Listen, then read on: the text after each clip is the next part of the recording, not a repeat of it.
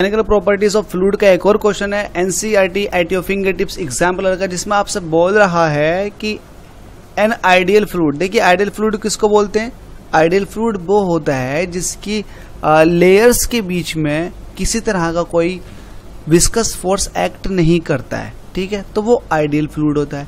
और ideal fluid जो होते हैं वो इनकम्प्रेसिबल होते हैं, मतलब कंप्रेस भी नहीं होते।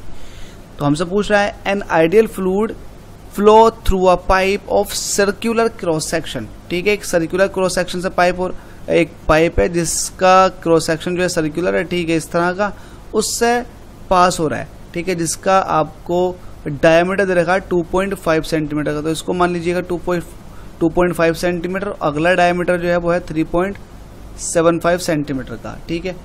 तो यहाँ का डायमीटर आपको पता लग गया, यहाँ का डायमीटर भी आपको पता लग गया। अब आपसे कह रहा the ratio of velocities in the two pipes. देखिए इसमें हमसे पूछ रहा है वेलोसिटी का रेशियो बताओ। तो यहाँ पर आपको क्या करना है, आपके पास दो क्रॉस सेक्शन के पाइप दे रखे, एक है आपके पास, इसको अलग पाइप मानिएगा, इसको अलग पाइप मानिएगा। तो ये आपके पास है 2.5 सेंटीमीटर डायमीटर का, जबकि ये 3.75 सेंटीमीटर डायमीटर का पाइप है। तो आपसे पूछा है कि इन दोनों में अलग अलग वेलोसिटीज है, बिल्कुल ठीक है, अलग अलग वेलोसिटी है फ्लूइड की, तो उन वेलोसिटी का रेशियो बताओ। तो देखो आपने लॉ ऑफ कंटिन्यूटी पढ़ रखा होगा, वो क्या होता है, एरिया और वेलोसिटी का मल्टीप्लीकेशन क्या होता है, कांस्टेंट होता है। किसी एक पाइप में अगर वाटर फ्लो कर रहा है तो वहां पर एरिया और वेलोसिटी का मल्टीप्लीकेशन कांस्टेंट होता है। तो हम ये मान सकते हैं कि ये एक सिरा है पाइप का, ये दूसरा सिरा है जिसके आपको क्रॉस सेक्शन दे रखे, तो ठीक है। तो यहां से देख लेते हैं दोनों के लिए A1 V1 is equal to कितना हो जाएगा, A2 V2।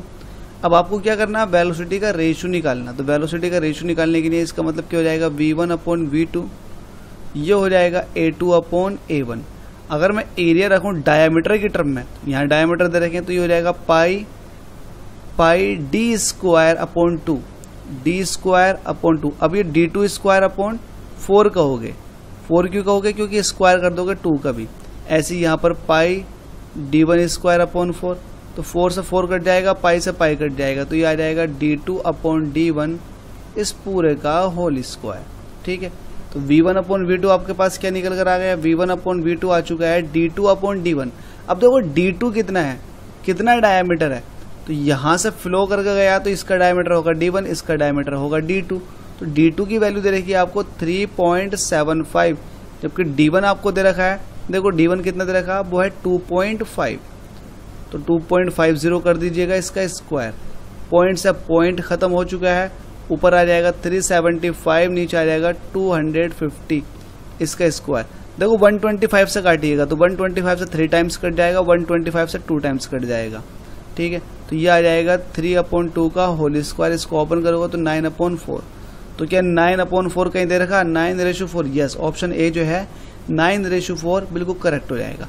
तो ठीक है, इसमें नई चीज जो थी जानने की बस ये थी, according to the law of continuity या फिर कंटिन्यूटी इक्वेशन क्या होती है वो थोड़ा एक्सप्लेन कर देता हूँ यहाँ पर। जैसे कि एक पाइप आपके पास ही, ठीक है, इसका एरिया आपका A1 है, इसका एरिया A2 है, तो जाहिर सी बात है यहाँ पर फ्लूइड की वेलोसिटी V1 होगी और यहाँ पर फ्लूइड की वेलोसिटी V2 होगी। अब क्या है, रेट ऑफ फ्लो जो है लिक्विड का वो सेम है, 1 सेकंड में जितना लिक्विड यहाँ से गया है तो 1 सेकंड में यहाँ से भी निकलना चाहिए, तब यहाँ का एरिया यहाँ की वेलोसिटी बराबर होगा यहाँ का एरिया यहाँ की वेलोसिटी। तो इसको बोलते हैं लॉ ऑफ कंटिन्यूटी, समझ गए आप। तो इसमें इतना था।